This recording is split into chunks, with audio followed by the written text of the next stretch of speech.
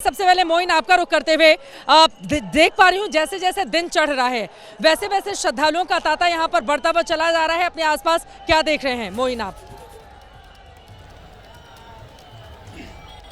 देखिए चित्रा जी, आप बात कर रही थी और आपने कहा कि यहाँ न राग है न द्वेष है, यह विशेष है। तो कहा जा सकता है कि ये सनातन का आध्यात्मिक वैभव है जिसमें हम सब सहभागी बन रहे हैं।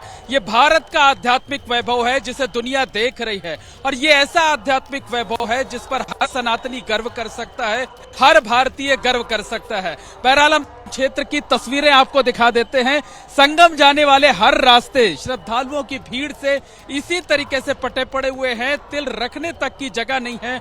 और आज तो भगवान भोलेनाथ का दिन है। भगवान भोलेनाथ की जटाओं से जो गंगा निकली है वो सिर्फ एक नदी नहीं है बल्कि जीवन धारा है, बल्कि ये कहा जा सकता है कि वो जीवनदायिनी है, मोक्षदायिनी है। और उस गंगा की अमृत रूपी बूंद में, उस अमृत रूपी धारा में आस्था की डुबकी लगाने के लिए आप देख सकते हैं कि श्रद्धालु किस तरीके से बेताब नजर आ रहे हैं और वो चाहते हैं कि कितनी जल्दी हम संगम नोस तक पहुंच जाएं, कितनी जल्दी हम आस्था की डुबकी लगा लें और कितनी जल्दी हम पुण्य की प्राप्ति कर लें। तो संगम जाने वाले हर रास्ते इसी तरीके से श्रद्धालुओं की भीड़ से पटे पड़े हुए हैं, तिल रखने तक की जगह नहीं है। और जो व्यवस्थाएं हैं, व्यवस्थाओं का तो कहना ही क्या है। गजब का अनुशासन खुद श्रद्धालुओं में देखने को मिल रहा है और व्यवस्थाएं जो हैं उनकी लोग जमकर तारीफ कर रहे हैं। तो इसी तरीके से आज जो श्रद्धालु यहाँ पहुंचे हुए हैं वो अद्भुत और अलौकिक आनंद की अनुभूति कर रहे हैं, उसकी प्राप्ति कर रहे हैं। और जो रास्ते हैं वो देखिए कि इमरजेंसी प्लान को एक बार फिर से लागू करना पड़ा है। ये जो रास्ते थे इस पर श्रद्धालुओं को जाना था, लेकिन अब उन्हें डाइवर्ट करके दूसरी तरफ भेजा जा रहा है ताकि संगम जो नोज है, जो संगम का घाट है, वो घाट थोड़ा सा खाली हो ताकि जो बाकी श्रद्धालु हैं उनको भी जाने का मौका मिल सके, वो भी वहां तक पहुंच सके। किसी तरीके की कोई अव्यवस्था ना हो, कोई ऐसी चूक ना हो जिसकी वजह से कोई गड़बड़ी हो सके। और आज तो बता दें आपको कि आज तो प्रकृति भी मेहरबान है। भगवान भास्कर अपनी चमक बिखेर रहे हैं, लेकिन इंद्रदेव ने भी अपनी यहाँ पर उपस्थिति दर्ज कराई है।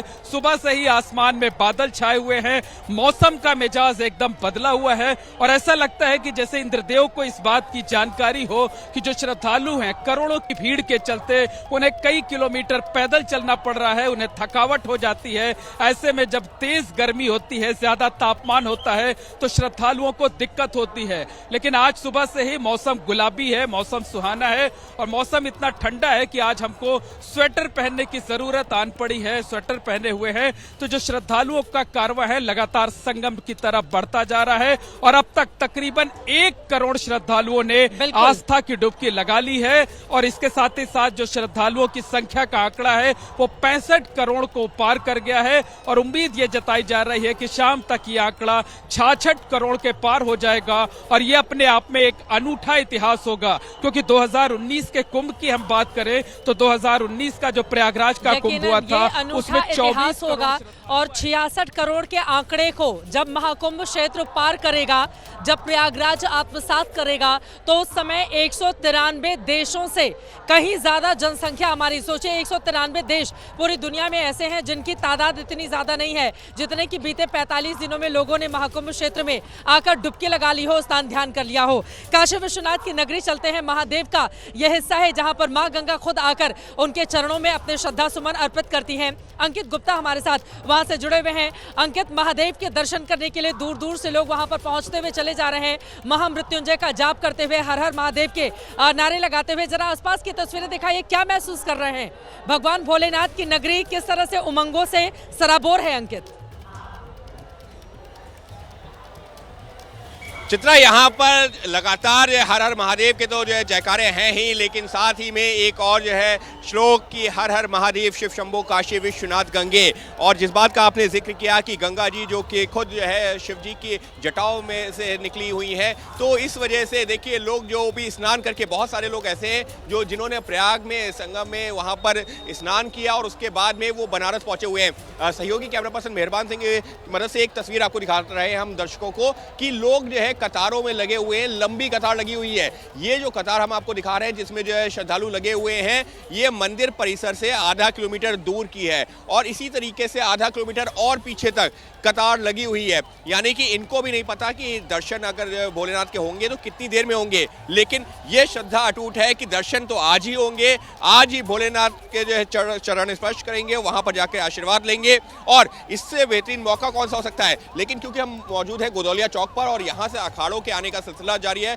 तो फिलहाल अभी जो यहाँ पर श्रद्धालुओं की संख्या है उसको देखते हुए थोड़ी देरी हो रही है अखाड़ों के, बाकी अखाड़ों के आने में। निरंजनी अखाड़ा और जूना अखाड़ा आ चुका है, लेकिन जो सामने से ये वो रास्ता है जहां से अखाड़े आ रहे थे, वहां पर श्रद्धालुओं की संख्या ज्यादा हो गई थी और जो जूना अखाड़ा और निरंजनी अखाड़ा भी इसी रास्ते से वो लोग वापस गए, लिहाजा जो बाकी अखाड़े हैं वो अभी यहाँ नहीं पहुंचे हैं। लेकिन इस सब के बीच में जो ये कहा जा रहा था कि दोपहर 1 बजे तक बाकी जो है श्रद्धालुओं को दर्शन नहीं हो पाएंगे, फिलहाल यहाँ की स्थिति देख करके, तस्वीर देख करके ये लग रहा है संभवतः परिस्थिति को भांपते हुए बाकी श्रद्धालुओं को भी जो अनुमति दी गई है कि वो दर्शन कर सके, लेकिन जैसे ही अखाड़े आएंगे उनको रोका जाएगा। लेकिन अगर प्रयागराज में जो है करोड़ों लोग मौजूद हैं तो लाखों लोग इस वक्त जो है काशी नगरी में भी मौजूद हैं, क्योंकि आज का दिन है, महाशिवरात्रि का पर्व है और महाशिवरात्रि का पर्व मतलब जैसी कि कहानी है, जो जैसी मान्यता है कि भोलेनाथ के जो शिवलिंग अवतार है वो आज ही के दिन प्रकट हुए थे। इसके अलावा शिव और पार्वती का विवाह भी आज ही के दिन हुआ था। इसी वजह से काशी में देर रात में शिव बारात भी निकलेगी, तो वो भी अपने आप में एक अलौकिक अद्भुत दृश्य होगा। लेकिन फिलहाल की अगर मैं बात करूं तो इस वक्त यहाँ पर अगर आपको प्रयाग में जनसैलाब नजर आ रहा है तो यहाँ पर भी जो है जो श्रद्धालुओं का हुजूम है, जो रेला है, वो बढ़ता जा रहा है और बहुत सारे लोग ऐसे जिस बात का मैं जिक्र कर रहा था कि प्रयाग से यहाँ पहुंचे हैं और अब इंतजार कर रहे हैं कि कब हो उनको बाबा विश्वनाथ के दर्शन, कब अगर वो प्रयाग से जल लाए हैं, त्रिवेणी संगम का जल लाए हैं, तो वो बाबा का जलाभिषेक कर सके, क्योंकि ये मौका है महाशिवरात्रि के महापर्व का। जी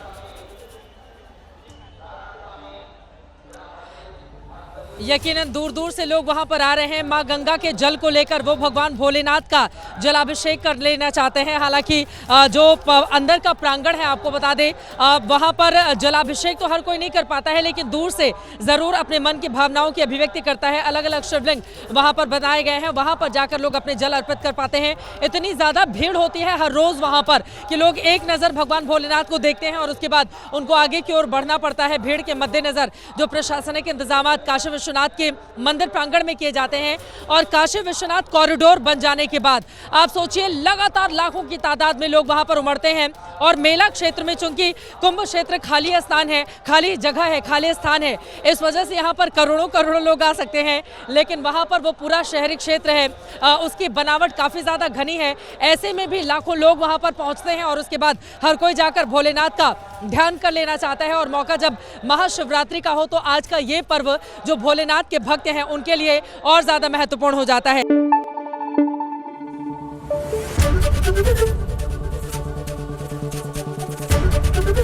एबीपी न्यूज आपको रखे आगे।